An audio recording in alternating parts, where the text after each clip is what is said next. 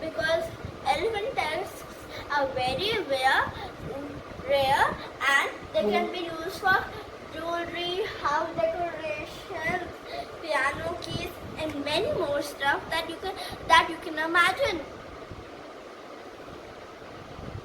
Correct you. What can we do to save the elephants? We can encourage all not to kill, but to protect.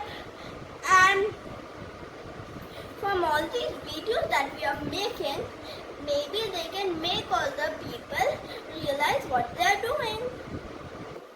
We should stop using ivory products.